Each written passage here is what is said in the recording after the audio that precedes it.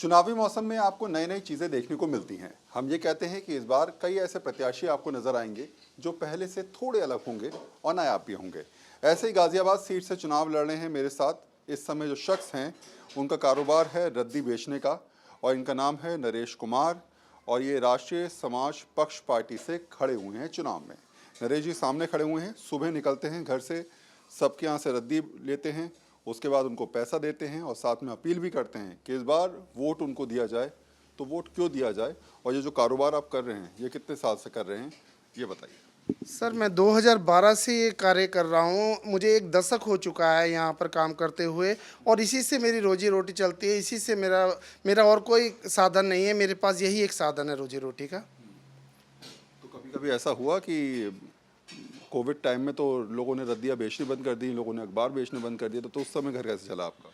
Sir वो स्थिति बड़ी दयनीय रही, बड़ी बहुत चिंताजनक रही मेरे लिए। मेरे परिवार को मैं भरण पोषण कैसे करूंगा, क्योंकि उस समय के हालात ऐसे थे कि लोगों ने कोविड टाइम में अपने घरों पे न्यूज़पेपर को, प्रिंट मीडिया को एंट्री करना बंद कर दिया। दरवाजे तक भी पेपर नहीं पहुंच रहा था। अगर वहां पर वो पेपर ही नहीं आ रहा था तो मेरे पास कहाँ से आता और मैं उसे आगे कहाँ से रिसाइकलिंग चेन को भेज पाता। इसलिए मेरा व्यवसाय धंधा बहुत बेकार हो गया था और मेरे बच्चों की फीस वगैरह की भी मेरे पास स्थिति इतनी गंभीर हो गई। मेरे बच्चे स्कूल तो नहीं जा रहे थे, लेकिन स्कूलों का लगातार दबाव हो रहा था। लगातार वो फ़ोन पे फ़ोन कर रहे थे कि फ़ीस जमा कीजिए। जब मैं उसमें असफल रहा, क्योंकि मेरे पास कोई और साधन नहीं था, तो मेरे बच्चों की क्लासेस रोक दी गई, मेरे बच्चों को एग्ज़ाम से वंचित कर दिया गया, जो मेरे लिए बहुत पीड़ादायक था। मैं अपने बच्चों की तरफ देखता और अपनी तरफ देखता, मैं भुखमरी के कगार पे आ गया था। नरेश जी मुझे बताइए कि आखिर रद्दी बेचते बेचते या खरीदते खरीदते आपके दिमाग में ये कैसा आया कि आपको विधायक बनना है? बहुत अच्छा क्वेश्चन पूछा है सर आपने कि ये कैसे आया। मेरे विधायक बनने की कोई मेरी लालसा नहीं थी, मेरी कोई इच्छा नहीं थी। लेकिन जब मैंने ये देखा कि जब ऐसी स्थिति में हमने स्कूलों से गुहार लगाई कि हमारी फीसों को थोड़ा कम किया जाए। जब 3 महीने पूर्णतः लॉकडाउन था, उस समय स्कूल बिल्कुल बंद थे और हम अपने घरों में अपनी छाती से लगा के अपने बच्चों को छुपा के बैठे थे बीमारी से। उस समय भी स्कूल हमसे पूरी फीस वसूल कर रहा था और हमने इसकी आवाज़ उठाई। हमने जिला प्रशासन को लगातार ज्ञापन भी दिए, हमने स्कूलों को भी दिया और हमने धरना प्रदर्शन, वहाँ एक अभिभावक संघ चलता है, उस अभिभावक संघ के साथ मिलकर हमने वहाँ पर धरना प्रदर्शन किए, भूख हड़ताल में भी शामिल रहे। लेकिन ना तो जिला प्रशासन इस पर कुछ कर पाया, ना ही माननीय विधायक जो कुछ दूरी पर ही रहते थे, उन्होंने एक बार ये कदम नहीं उठाया कि वो आकर ये तो देखते कि यहाँ पर क्या दिक्कत है ना अभिभावकों की, ये रात और दिन में अंधेरे में क्यों पड़े हैं यहाँ पर। लेकिन किसी ने कोई ध्यान नहीं दिया। तो मुझे ऐसा लगा कि अब मुझे क्या करना चाहिए। तो मुझे लगा कि ये हमने इतना शोर मचाया, इतना कुछ किया, मीडिया में आया, हजारों ट्विटर हैंडल से ट्वीट किए गए। मोदी जी कहते हैं कि वो सोशल मीडिया पे एक्टिव रहते हैं, लेकिन हजारों ट्वीटों का कोई रिस्पॉन्स नहीं। अच्छा मुझे बताइए ज़रा कि जब आप आजकल लोगों के घर जा रहे हैं तो रद्दी लेते होंगे, जैसे हमने देखा भी कि अभी आप इनके भाई साहब के आए और आपने रद्दी ली यहाँ पर, तो ये पेमेंट जो होता है वो कितने रुपए किलो के हिसाब से रद्दी चल रही है? सर ये पेमेंट जो है ऊपर नीचे होता रहता है, जैसा मार्केट का रेट होता है उसके अनुसार चलता है। जैसे अभी 10 रुपये 11 रुपये किलो चल रहा है तो हम उसी हिसाब से देते हैं। डाउन हो जाता है तो डाउन के हिसाब से, अप हो जाता है तो अप के हिसाब से, उसी हिसाब से हम पेमेंट करते हैं। तो रोज़ाना कितने घरों में आप लगभग जाते हैं?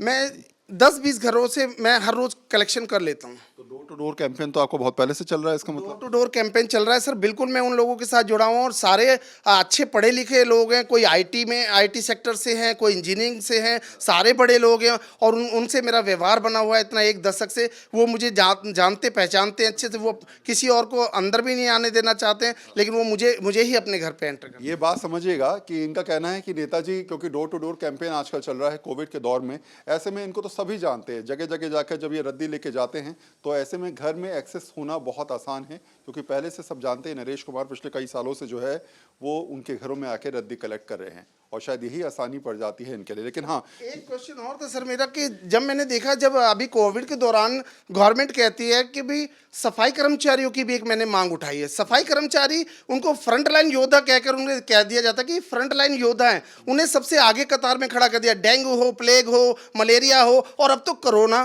कोविड और अब ओमिक्रॉन, ऐसी ऐसी नई नई बीमारियों में उन लोगों को आगे फ्रंट पे कर दिया जाता है। लेकिन वेतन के समय वेतन उनको समय पे नहीं मिलता, उनके काम के घंटे निर्धारित नहीं है, उनको तनख्वाहें पूरी नहीं दी जाती। 20-20, 25-25 सालों से वो लोग अस्थायी रूप से काम कर रहे हैं और इस समय अभी 2 दिन पहले की बात है, गाजियाबाद के अंदर ड्राइवरों को जो अस्थायी रूप से काम कर रहे थे उनको भी ठेका प्रथा में लाया जा रहा है, ये निजीकरण की ओर बढ़ा रहे हैं। तो ये बहुत ज़्यादा निंदनीय है सर। मैं इस वजह से आया हूँ कि इन लोगों की भी आवाज़ बने। गरीब तबका है जो जिनके काम घंटे भी निर्धारित नहीं, उन्हें एक साप्ताहिक अवकाश भी नहीं दिया जाता। तो ये भी एक पहलू है, इस वजह से भी मुझे यहाँ आना। इस सवाल का मुझे जवाब दीजिए कि आपके टोटल कितने घर ऐसे होंगे जहां पर आप जाते हैं, जहां पर आपकी जान पहचान है, और कितने वोट मिलने की आशंका है आपको कि हाँ कम से कम इतने वोट तो मुझे मिलेंगे?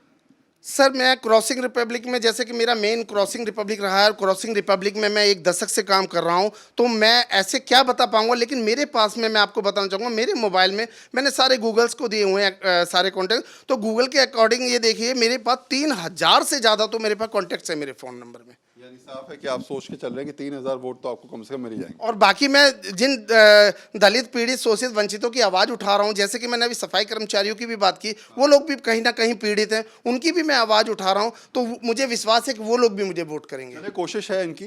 अंकल, यहाँ पर आपसे सामान खरीदे उन्होंने, रद्दी लेके जा रहे हैं, कितने साल से आ रहे हैं यहाँ पर आपके पास?